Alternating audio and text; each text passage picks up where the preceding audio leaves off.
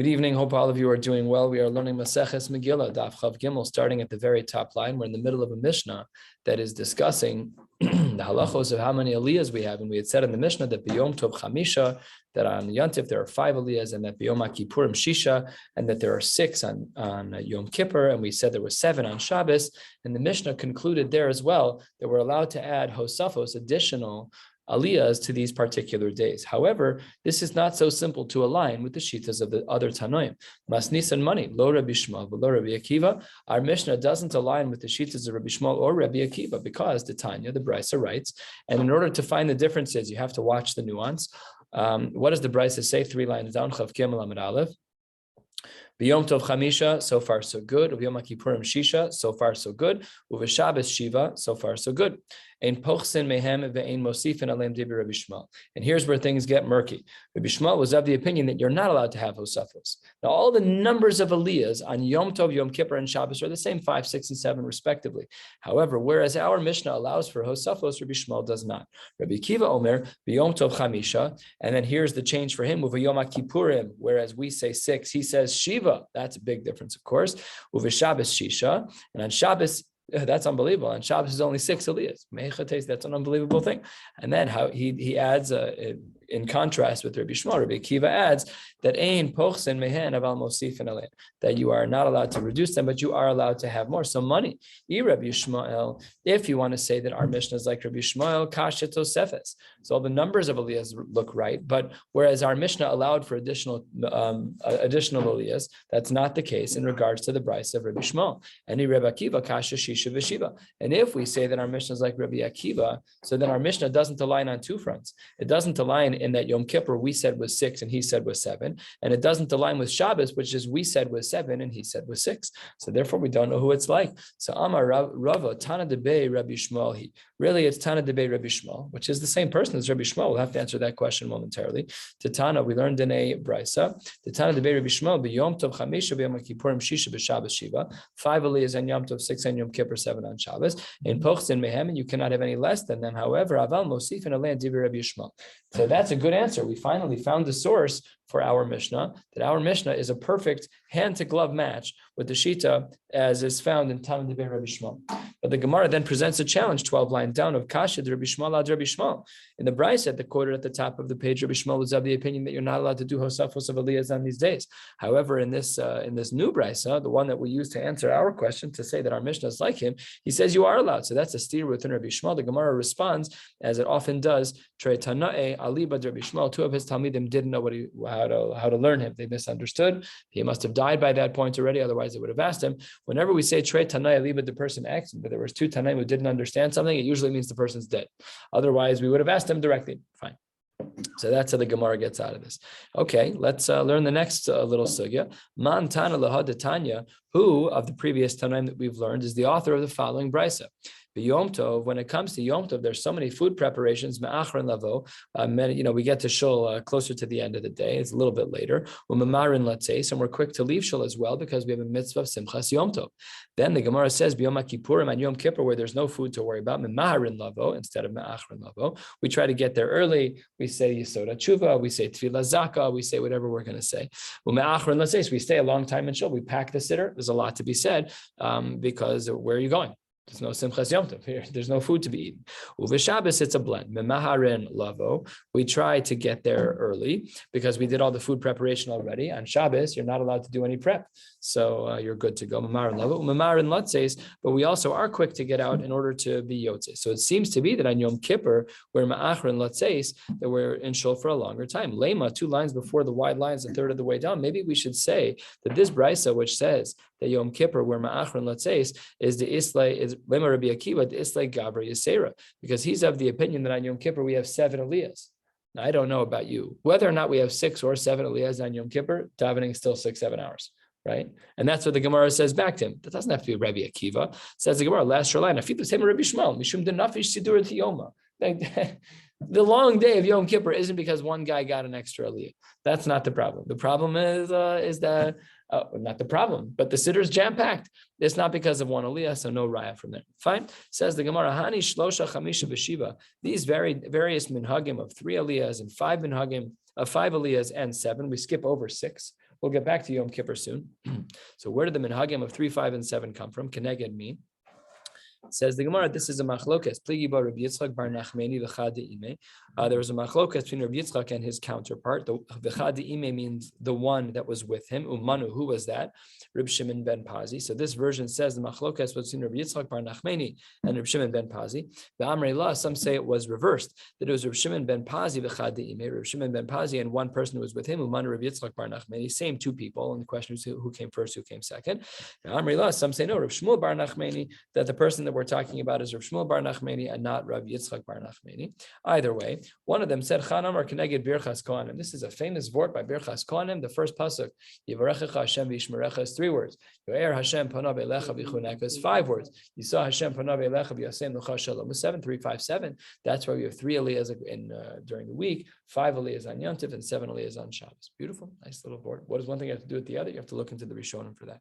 So that's one sheet. The Bechad Amar, no, it's Keneged Shlosha Shomrei Asaf, Chamishim It has to do with kavod. It has to do with the number of people that are found in different locations in Shas that surround the king. Sometimes 3, sometimes 5, and sometimes 7.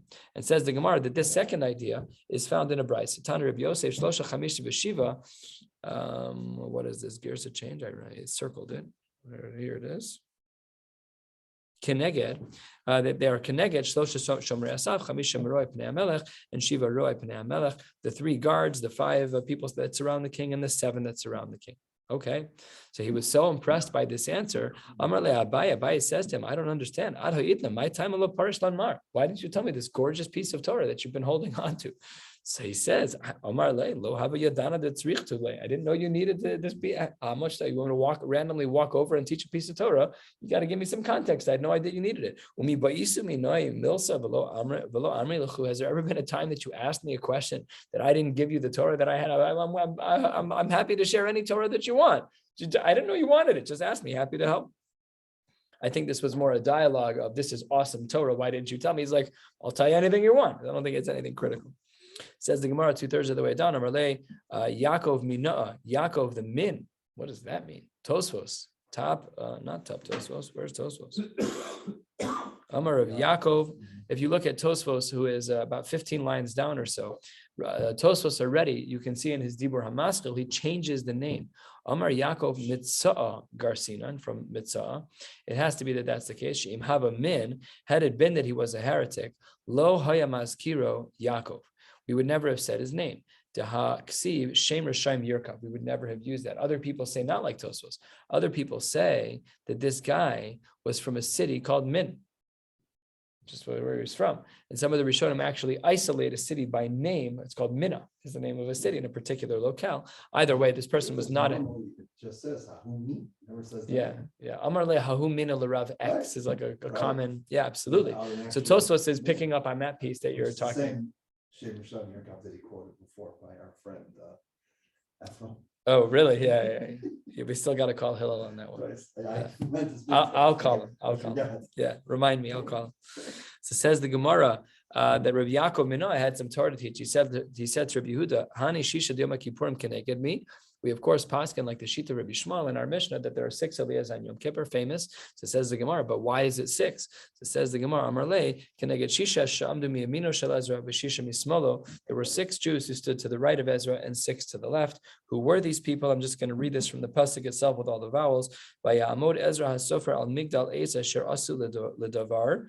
Vayamod etzlo, number 1, Matisyahu v'Shema v'Anaya v'Uriya v'Chilkiya u'Maaseya. That was on Al Yamino. Umismolo, the Gemara says, Pidaya, Umishael, Umalkiya, V'chusham, V'chashbadana, Zechariah, and Meshulam. The problem is that we said it was 6, but it's not 6. It's actually 7. So says the Gemara, Hani Shiva Habu. If you count those who are on his left, the number isn't 6, it was 7. So says the Gemara, 10 lines from the bottom, Hainu Zechariah, Hainu Meshulam. They were the same exact person. So Zechariah had another name, and it was Meshulam. V'amai karu Meshulam. Why is it that the bar mitzvah boy this past week, one of his Hebrew names was Meshulam? By the way, it's a gorgeous name, and this should have been the Dvar Torah at his bris. If it wasn't, it should have been. Says the Gemara, V'amai karu Meshulam, de Mishlam be'ovde.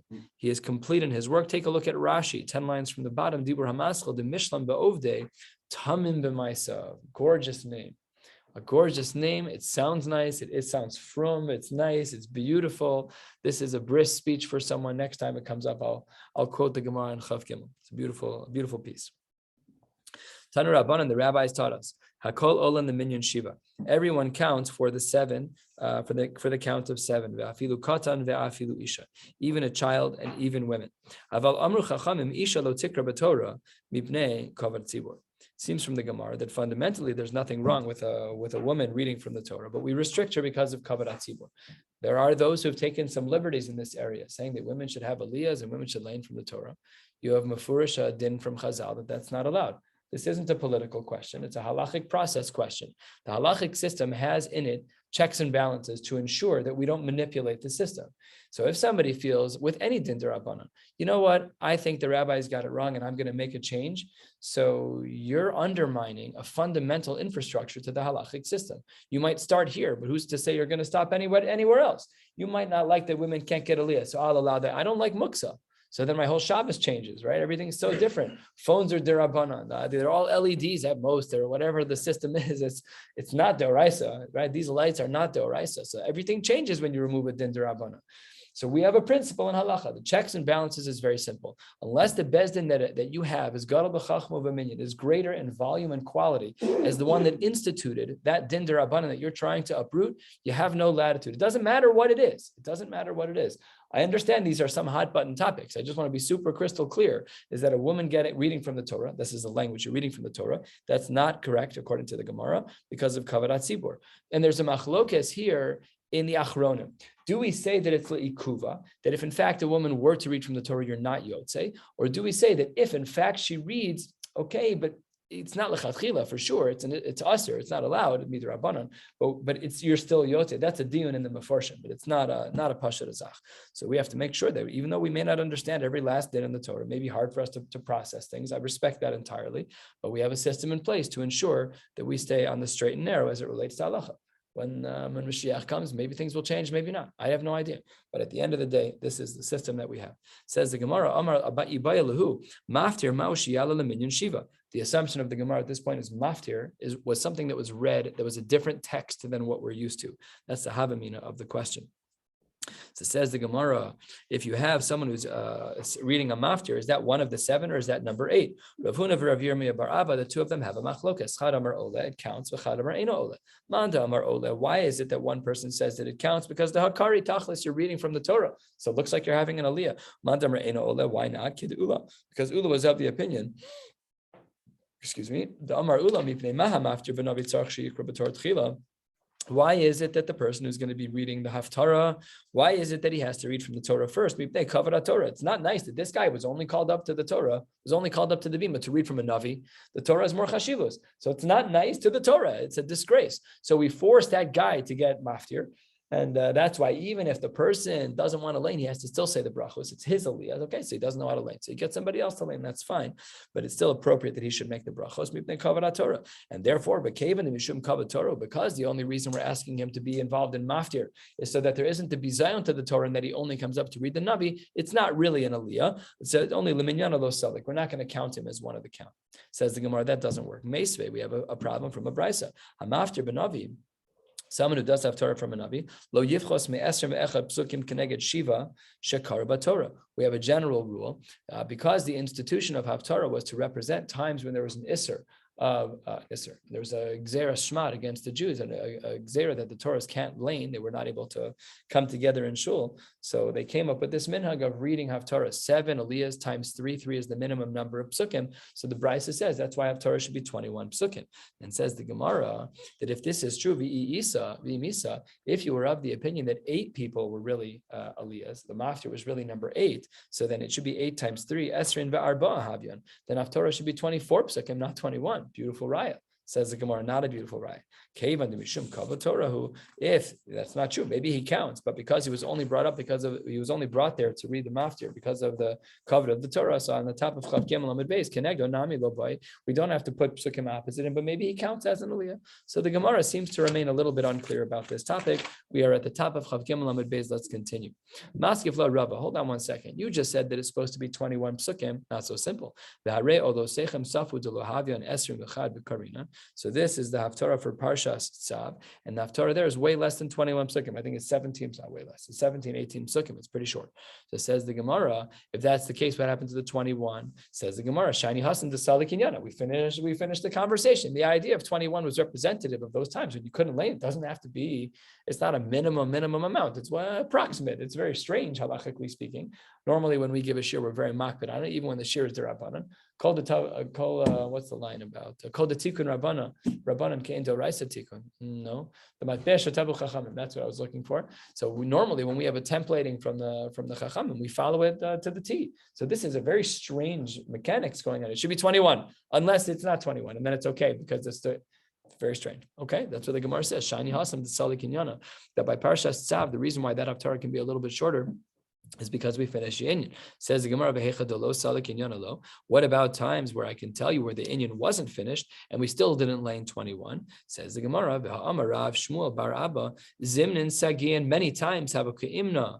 Kame de Rav Yochanan, I would read Haftarah in front of Rav Yochanan, and once I read 10 psukim, Amar lan, afsiku, stop. So we see a case where this inyan wasn't finished and you only read 10 psukim. So what happened to your principle that the only time we have less than 21 is when the inyan was salik, when you finished the idea? Says the Gemara, that case of Rav Yochanan, where he said to stop laning, was makam sheyesh turgaman shiny. It's different. If you're reading a pasuk in Navi, and then somebody else is translating, then you read pasuk beis, and he translates pasuk beis, and then you read pasuk. So your 10 psukim is 20 psukim. It's very long. And that's what Rashi says here on the second line of this page. Dibur hamaschal makam sheyesh turgaman shiny sheyesh torach letzibur. It's a tircha letzibura. So we understand you need to translate it because people don't know what they're talking about. By the way, it would be very, I'm not recommending that we institute it. I'm just saying we don't know what we're talking about. We don't know what we're talking about. We're clueless. We have no idea. I'm criticizing myself. I have no idea. I don't know what's going on in Haftarahs. I have no idea. That's if I'm listening. Hopefully we're in shul for it to start with. But even if we are there, most of us don't have the context for most of the thing. Okay, when they read the first parak of Yoshua, we're like, oh, I've learned that 18 times for the 18 times I tried to start Tanakh and only got through the first few prakim. I've done that so many times. So it says the Gemara that when there's a maturgaman in the Haftarah, then you're right. We don't follow the rule of 21 because of Tircha de Tzibura. We don't want to go overdo it. So up to 10 psukim is reasonable. To Tani Rav, we're concerned about time. We're not concerned about time. We're concerned about Tircha de Tzibura. Tircha de Tzibura is its own animal in halacha, that there are certain things that simply cannot happen in shul because it's a Tircha de Tzibura. Waiting too long for the tzibur, those kinds of things that come up. Those are some of the problematic issues that come up. And surprisingly, this is one of those things that's viewed as tircha de tzibura. So normally the principle of 21 psukim is reasonable for haftarah, but when we're doing it with the maturgaman, so then the rule of 21 doesn't apply. Tircha de tzibura kicks in and we max out at 10 psukim, which has 10 translated psukim, which is a total of 20 psukim. The Tani Rav Tachlifa Bar Shmuel Loshana Makom Shein Torgaman. When do we say 21 psukim? That's only when there's no translator of a makom sheish Torgaman posek. But when there is a Torgaman, we do cut ourselves much shorter. Next Mishnah.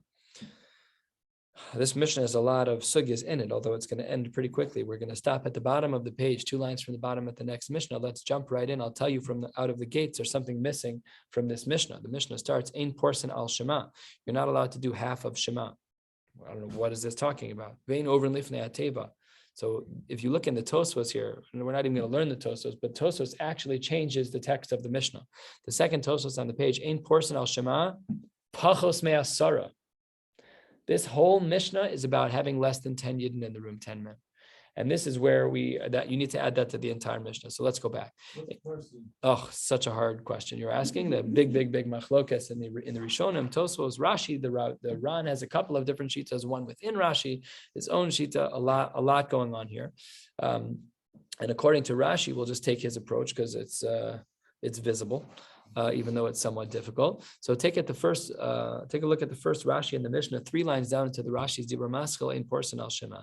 Minayin, how do we know that Habala Beis HaKnesses la'achar shekaru atzibur es Shema, that let's say someone comes into shul very late, and they already said Shema. Omeid echad, some guy's going to call out, V'omer kadeshu baruch hu bracha rishona shebekriya Shema. You ever being davening when some guy shows up at the end, and he says Baruch Hu? So he should do more than that. He should say Yishtabach, I guess. He should say Kaddish, Baruch Hu, and then the first bracha of Kriya Shema up until Yotzer HaMe'oros, and everyone should be patient. The other Jews in the room should be patient for him to be Yotze, some kind of Dvarim Shebekdusha. That's what portion al Shema is. Poris means half. That's what Rashi says. Portion lashon chasi hadavar. Half means we only said the first of the two. Birchos kriyash ma only yotzer hameoros and not habocher b'amo Yisrael b'ahava. So that's portion al Shema. Tosfos has a different approach. You can take a look there as well. So that we can't do without 10 people. Vein over lifnei table. We don't daven b'tzibur without 10 people. Vein osnes kapem, no duchening without 10 people. Vein koren b'torah. We don't read Torah without 10. Vein maftir b'navi. Let's say right after kriyas Torah, the 10th Jew walks out of the room, then there's no haftarah. Ve'nos and Maimadu Moshav. Rashi speaks about what Maimadu Moshav is. Rashi is about 5 lines into the thinner lines in the Rashis. He says the mace, that when someone dies, they used to do the following: when they were carrying a mace to be buried, we have a similar type of minhag on when we're carrying them, that we stop 7 times and we say certain psukim. It's based on this idea, on this concept in the Mishnah of Einos and Maimad Moshe. But if you don't have 10 people at the kavura, then we don't do this stopping and starting again. Vein Omrim Birchos Avelim, we'll see what that means in the Mishnah. In the Gemara, V'tanchumi Avelim, we don't do that without 10 people. U'Birchas Chasan, we don't do that either. So maybe Sheva Brachos, we'll see. Vein Mizamnin B'Shem Pachos Me'asar, that when we have a zimun for benching, if there aren't 10 people, we don't say Hashem's name. U'V'Karkaos, if there is a piece of land, Rashi says, Uvikarka is right to the left of us. If someone wants to deconsecrate lands that have been consecrated to the Beis Hamikdash, we need 10 Jews, one of which is a Kohen. Back in the Mishnah, as we close off the Mishnah, Uvikarka is Tisha Kohen. And as well, Adam, if you're deconsecrating a human being who is hektish, and now we're going to deconsecrate him, how does that work? We also need 10 people, seemingly with even one Kohen. Quarter of the way down at the Gemara opens and says, how do we know the first din of the Mishnah about the whole Mishnah, I should say, about having 10 Jews? This is a famous Gemara. This Gemara is what tells us about how we know that we need a minyan ever. This Gemara is very important. Mari Makomos. So says the Gemara, Chav Gimel Amud Beis, third of the way down. How do we know that we need a minyan? I shall be sanctified in the midst of the Jewish people. Kol davar shebekdusha lo yehi pachos me'asar. Anything that has kedusha shouldn't be less than 10. Says the Gemara. I mean, that's really nice and everything, but how did you get to the number 10? Why isn't it 5? Why isn't it 7? We spoke about 3, 5, and 7. Maybe it should be one of those. How did you get to 10? Says the Gemara, the Tana, my mashma, how do we know that it's 10? The Tana Reb Chia, Asya Toch Toch, we have a Gzer Shava. Ksivacha v'nikdashti b'soch b'nei Yisrael. U'chsivhasam hibadu mitocha Eda, a reference to the times of the Meraglim. And then Eda, how do we know that Eda is 10? Asya Eda, l'chsivhasam ad masai le'eda harazos, ma'lahalan asar kanasara. So this triple level of drasha v'nikdashti, Toch Toch, and the last one is Eda, that teaches us that we need a minyan of 10 for all of the things as listed in the Mishnah. What does the Mishnah mean when it says Ve'nosin Maimun Moshe Pachos Me'asara? So says the Gemara that Kevan Debayim at Lememar Amdu Yikarim Amodu Shavu Yikarim Shavud, that as the mace is being carried, stand up, sit down, and they're referring to the Meforshim here point this out. This is not intuitive in the Gemara, that because the person who is the Makri, the one who's calling all of this out, he has to use the word Yikarim. So the Meforshim say, Batzer me'asara lavor achara. It's not less than 10 people. It's not appropriate to do that because, as the Meforshim point out, what happens when there's more than 10? You're going to call them Yukarim also. Yukarim is a terminology that we say for more than 10 people. Fine. Next, 2/3 of the way down. My birchos avelim, birchas rechava. Huge discussion as to what a birchas rechava is. Is it benching? Is it a special bracha? A special bracha that's a bracha that starts with Achenu and ends with Baruch Gomel Chas. The whole language, I have to look it back up again in the Masifta has a whole arichus on this. You should take a look. That has to be 10. Vein avelim min a minyan, but the avel doesn't count as part of the minyan because he was the reason that he was supposed to be there, and he's really not supposed to speak. The avel is a closed-mouthed person.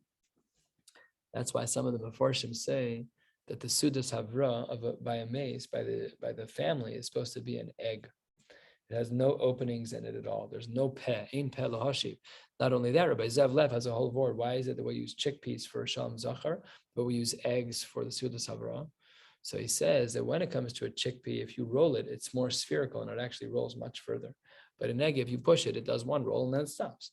By the good news, we want there to be a gilgul. We want it to continue. The chickpeas are more spherical. But when it comes to the eggs, those are more ovular and those don't roll very well. We don't want the bad things to roll.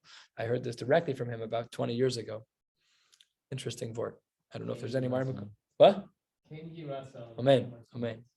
So that's what the Gemara says, that be'ein avelim min minyan, but by birchas chasan and be'asar to have sheva brachos you need 10. I just had one on my block 3-4 weeks ago, and I was the 10th man. I was pulled out of my my house cleaning duties to become the 10th man. What? Perfect timing. It was great. Yeah. I mean, I even heard it Dvar Torah. It was very nice. The chasanim mina minyan. This is a discussion as well. Why is it that the chasanim are part of the minyan? Why is it that the avelim are not part of the minyan? So if you look in Rashi over here, Rashi a little bit more than halfway down, Dibur Hamaschil, ein avelim mina minyan sha'arehu omer bracha lemenachem and bifnei atzman. He would say this his own bracha. So what's the language of that bracha? Achenu bal hagmul yeshalem lachem gmulchem ato bracha to Hashem yeshalem hagmul. But when it comes to the avelim, they had their own bracha bifnei atzman. They'd say to the person who was in avelus, Achenu bal nechamos yinachem eschem bracha to Hashem menachem avelim ve'eno kololan yachad. So because each of them had their own distinct brachas, those who were sitting shiva and those who were the menachamim, so therefore you can't count them as the same. But when it comes to the birchas chasanim, everyone is partaking in the same thing. All the brachos are, there's no distinct brachos. So that's the balabatish approach to Rashi. There are those that have a more lamdisha approach. Says the Gemara 12-15 lines from the bottom, v'mizamnin ala mazon b'shem pachos me'asara kevan debayla memar nevarech lelokeinu, because we would like to say Elokeinu, try and get 10 Jews, but your mehachalav or achar is not appropriate. So whereas, let's say, for example, somebody needs to daven Marav, we're always under the assumption that you need 6 Jews who haven't davened, and the remainder, the balance, can be those who have davened. That's not true by benching. By benching, you need 7 people who need to bench, and the balance can be those who haven't eaten bread. However, they have to eat something other than water, having made I guess they have to make a bracha. They've eaten food other than water that requires a bracha achrona. They can answer, and the poskim refer to that as rubo nikar. It has to be more of a recognizable majority. Not for now, but that is the din. Is that if this comes up at your tables, you need to have at least 7 out of the 10 who have eaten bread. Says the Gemara Karkos Tisha B'Kohen that we said that when we are deconsecrating land that was hektish, you need 9 plus 1 kohen. V'adam kayotzev. And let's discuss this. Minani mili amar Shmuel asara kohanim ksuba beparsha. In this section in Chumash about deconsecration, it has the word kohen 10 times. So chad legufe. 1 is to teach us that there needs to be a kohen. V'idach, and all the remaining 9 is have a miut achar miut. Each one, we've already spoken about a Kohen. Why say Kohen again? Each time is exclusionary. So it's non-Kohen, a non-Kohen, a non-Kohen, which leads to 9 other Kohanim. Says the Gemara, and every time there's a miut achar miut, so that it's lerabos, and therefore Tisha Yisraelim v'chad Kohen. Asks the Gemara a brilliant and simple question. If you're saying it's miut achar miut, so the first Kohen means a Kohen. The second Kohen means a Yisrael. The third Kohen means a Kohen. The fourth Kohen means a Yisrael, because it's miut achar miut. Then what? It starts over, Kohen, and then non-Kohen. Kohen. That's a brilliant, simple question of the Gemara, and the Gemara answers with the ominous unknown of Kashya. We don't know the answer to this question. Of course, the famous distinction in the Rishonim, Kashya means there's an answer, we just don't know what it is, and Teku is we really don't know the answer. Last little sugim v'adam kiyotze bahen, that if you're deconsecrating a human being, so then we need the same system of 9 plus 1, we need 10 Jews. Adam mikadosh. Can you consecrate a human being? We have a natural kedusha, Kadosh Baruch Hu imbued us with a neshama, beautiful. Well, you can dedicate me to the Beis Hamikdash. We're talking about the financial value of person X. We're not saying the person themselves are. That if a person says that they're going to dedicate the value of themselves to the Beis Hamikdash shaman, we value them, we treat them in the way that's the same way we would value an eved. The eved iskash the karkos, and then we're back to where we started. That an eved is compared to karka. And because the eved is compared to karka, and because the person who says Dmei Alai is compared to an Eved, so therefore we treat him like the Karka, in which case he needs a minyan as well to deconsecrate his financial value that was dedicated to the Beis Hamikdash to make it chulin. We'll stop right here at the bottom of Chav Gimel Amud Beis, wishing you all a beautiful night.